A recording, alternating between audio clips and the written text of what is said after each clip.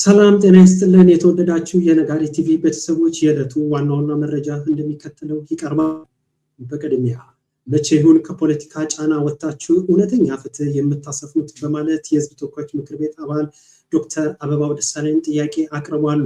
ለሳቸው ምላሽ ደግሞ በማንነቱ አሊያም በፖለቲካ አቋሙ ብቻ የከሰስነው ሆነ ፍርድ ቤት ያቆምነው ሰው የለም በማለት የፍትህ ሚኒስትሯ ሀና አርአያ ስላሴ ምላሽ ሰጥተዋል። ይህንን በቀዳሚነት የምንመለከተው ነው የሚሆነው። እንዲሁም በካቴና ታስሬ ችሎት አልቀርብም ያሉት የቀድሞ የሰላም ሚኒስቴር ዴኤታ አቶ ታዬም ደንዳ ያቀረቡት የዋስትና ጥያቄ ውድቅ ተደርጓል። ይህንን በተመለከተም የምናቀርባችሁ መረጃ ይኖራል። ሌላው 408 የመንግስት ተቋማት ላይ የሙስና ችግር እንዳለ ተረድተናል። ሀብት ሳያሳውቁ የቀሩ የመንግስት ተሿሚዎች ጉዳይ ለምርመራ ወደ ፍትህ አካላት መላኩንም የፌዴራል የስነ ምግባርና ጸረ ሙስና ኮሚሽን ሁሉም ይወቅልኝ ሲል ገልጿል። በዚህ ጉዳይ ላይ የምናጋራችሁ መረጃ ይኖራል። በስተመጨረሻ ህጋዊ እውቅና የተሰረዘው ህወሓት የአፍሪካ ህብረትና ዓለም አቀፍ አጋሮች በእርዳታ አቅርቦት ዙሪያ ላይ አስቸኳይ ስብሰባ እንዲቀመጡ ጥያቄ አቅርበዋል። በዚህ ጉዳይ ላይ የምናጋራችሁ መረጃ ይኖራል። ውድ የነጋሪ ቲቪ ተከታታዮች እስከ መሰናዶ ፍጻሜ አንድ ላይ ከቆየ እነኝና ሌሎች መረጃዎች ወደ እናንተ ይቀርብላችኋል። እነዚህ መረጃዎች ይዤላችሁ የቀረብኩላችሁ እኔ ይድነቃቸው ከበደ ነኝ።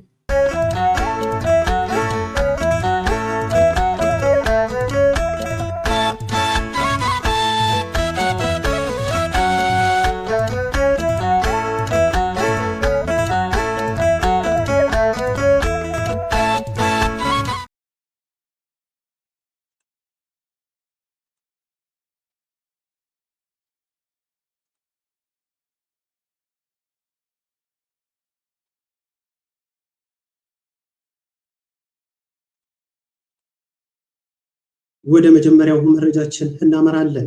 መቼ ይሆን ከፖለቲካ ጫና ወጣችሁ እውነተኛ ፍትህ የምታሰፍኑት በማለት ዶክተር አበባው ደሳለኝ ጥያቄ አቅርበዋል።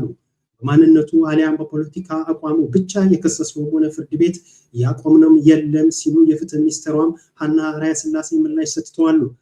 ከአማራ ክልል ጋር በተያያዘ የሽብር ክስ የተመሰረተባቸው ግለሰቦች የፍርድ ሂደትን መጓተትን በተመለከተ በፓርላማ ውስጥ ጥያቄ አስነስቷል። ጥያቄውም የተነሳው በህዝብ ተወካዮች ምክር ቤት መደበኛ ስብሰባ ላይ ነው።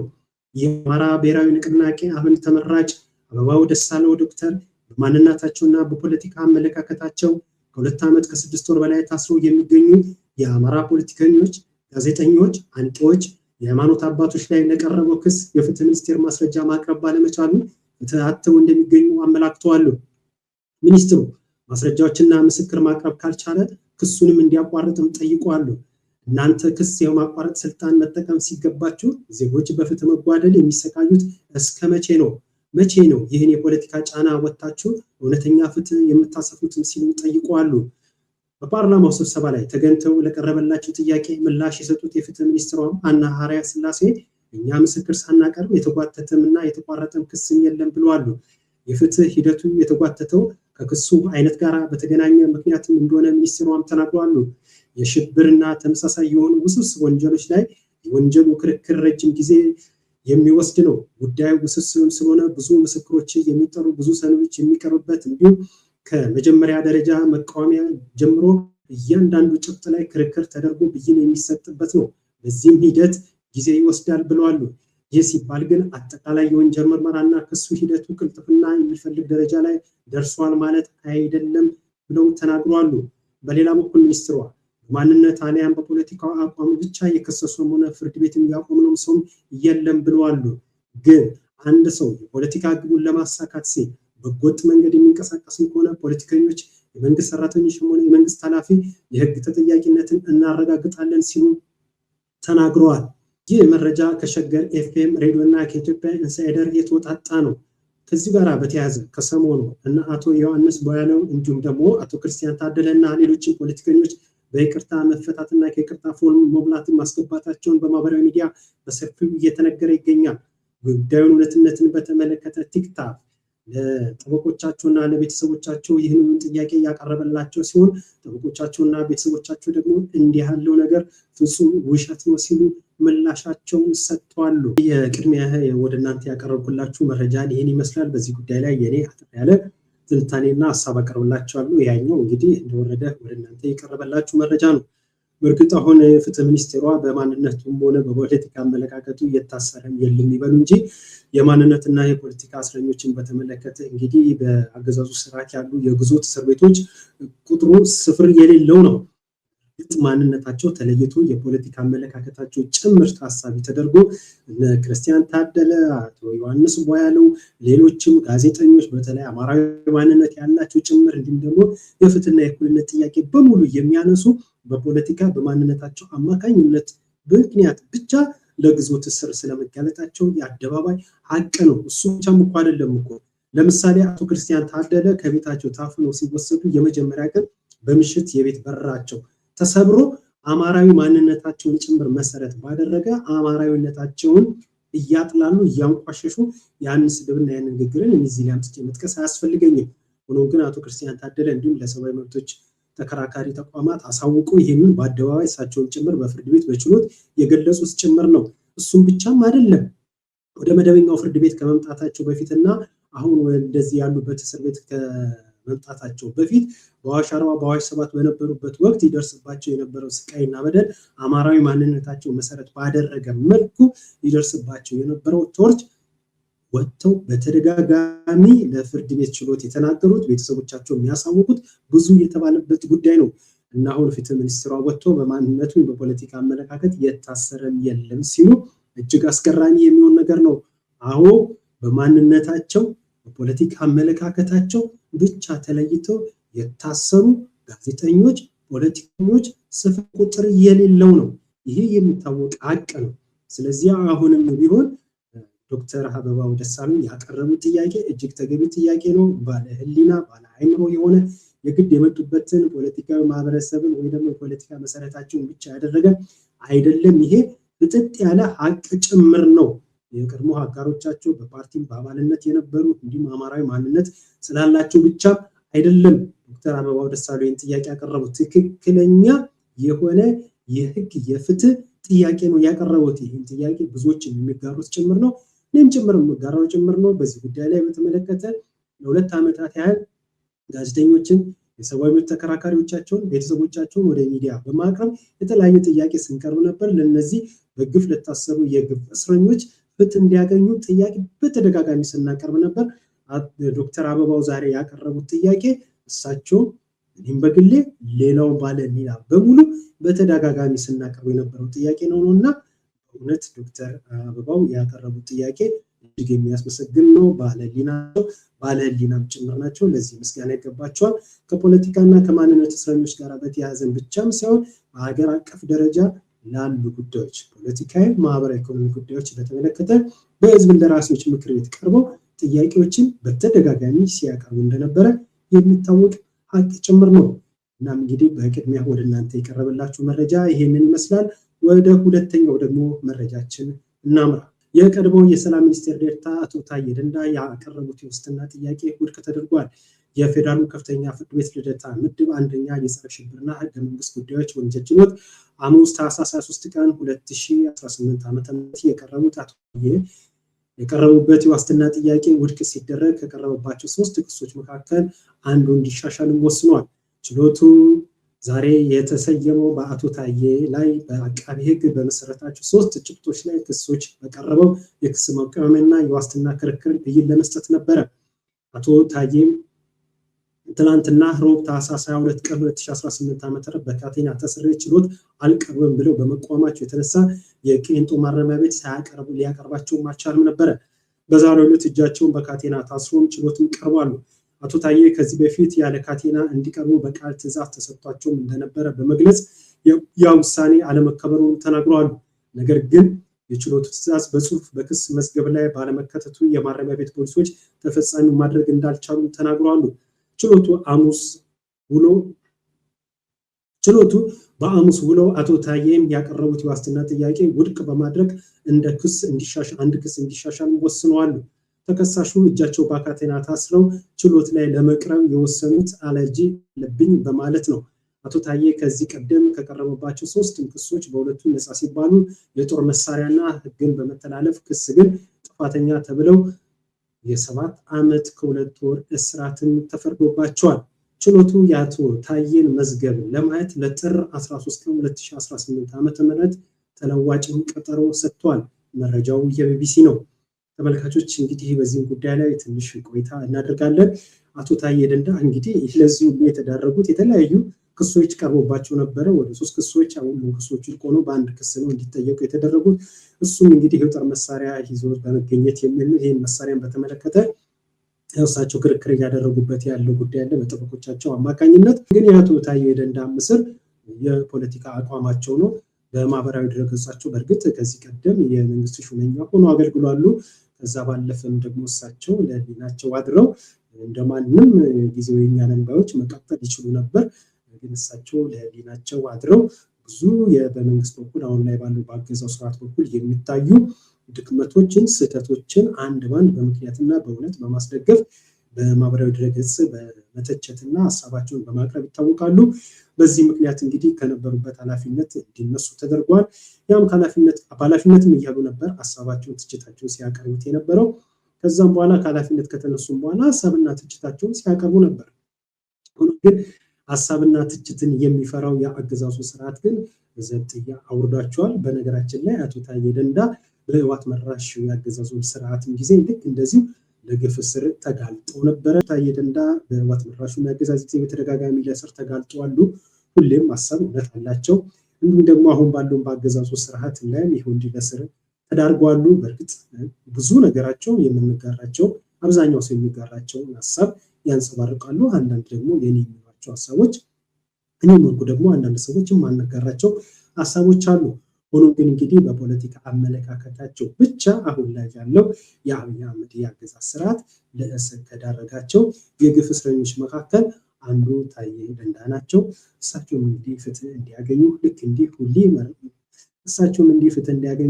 መረጃዎችን ወደ እናንተ በማቅረብና በማጋራት እንዲሁ የምንቀጥል ነው የሚሆነው። ሌላው መረጃችን እናምራ። ከሙስና ጋር በተያያዘ ነው።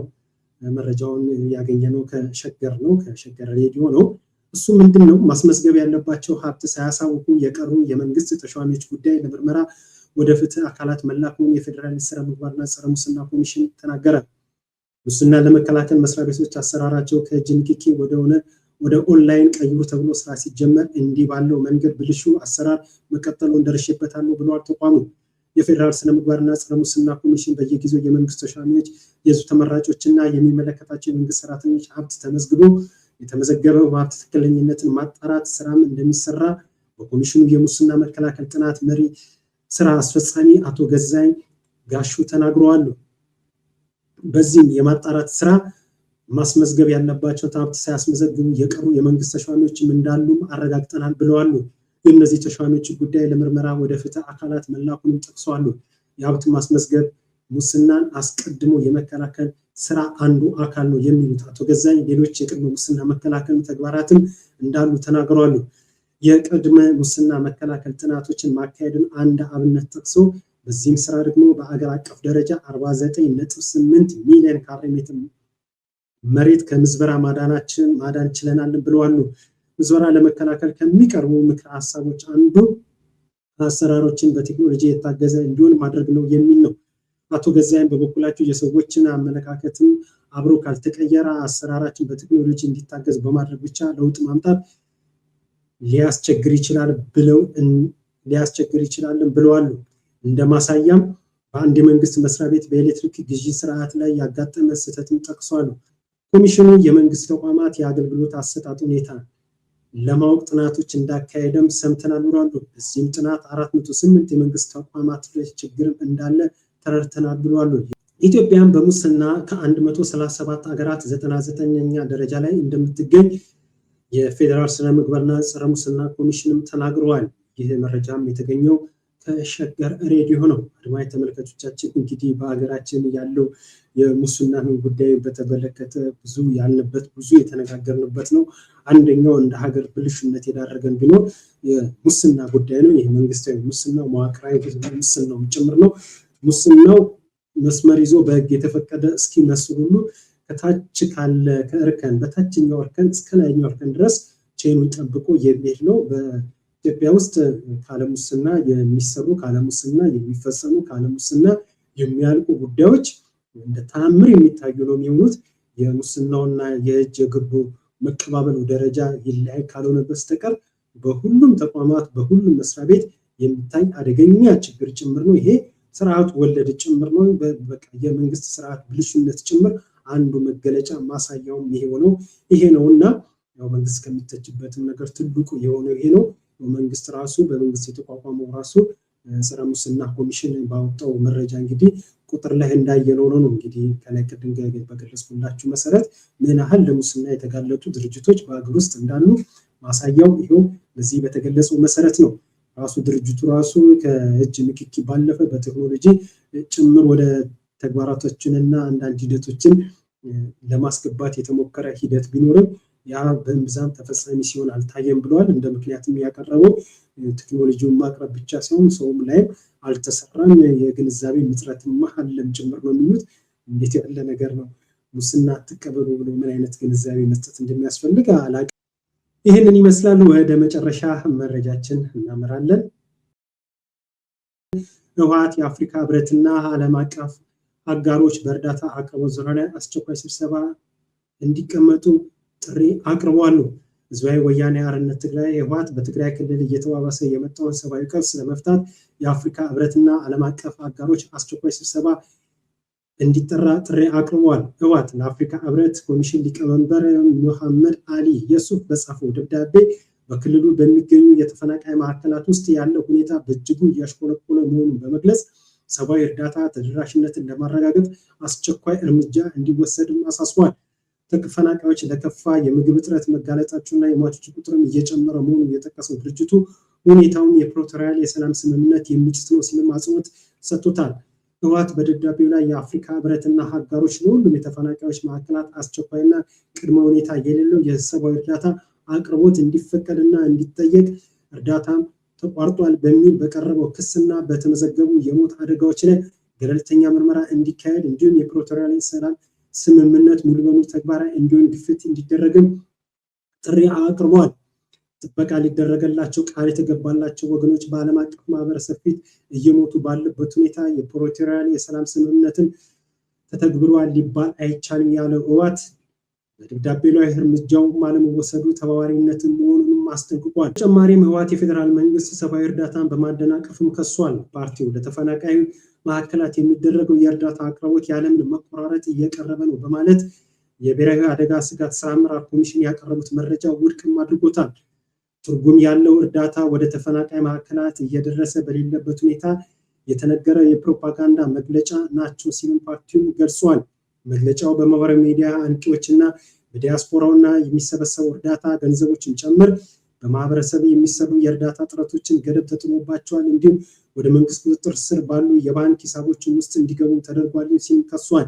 በተጨማሪ ህወሓት የሰብአዊ ቀውሱን ምዕራባውያን በትግራይ ካለው ያልተፈታ ሁኔታ ጋር በማያያዝ ከ1 ሚሊዮን በላይ ተፈናቃዮች በፕሪቶሪያ ስምምነት አንቀጽ 4 መሰረት አሁንም ወደ ቀያቸው አልተመለሱም ብለዋል። አድማጭ ተመልካቾቼ የዛሬው እንግዲህ መረጃዎች ይህንን ይመስላል። ወደ በኋላ በሌሎች መረጃዎች ወደ እናንተ እመጣለሁ። ከዚህ ቀደም እንደገለጽኩላችሁ የነጋሪ ቲቪ ስለ ሀገር መሰናዶ ከተለያዩ እንግዶች ጋር የተለያዩ መሰናዶዎችን ይዤ እቀርባለሁ። እንዲሁም የኔ እይታ በተሰኘ መሰናዶ ደግሞ በአንዳንድ ጉዳዮች ላይ ሀሳቤን የማጋራበት መሰናዶ አለ። በዚሁ ደግሞ በነጋሪ ቲቪ መረጃ በተሰኘው ፕሮግራም ደግሞ አንዳንድ መረጃዎችን መጥቼ እንዲህ የማጋራችሁ ነው የሚሆነው። ነጋሪ ቲቪ እንዲያድግ ለብዙዎችም ተደራሽ እንዲሆን የሚቻላችሁን ሁሉ አስተዋጽኦ እንድታደርጉ ከወዲሁ እጠይቃለሁ። ስለነበረን ቆይታ እጅግ አድርጌ አመሰግናለሁ። ክብረት ይስጥልኝ።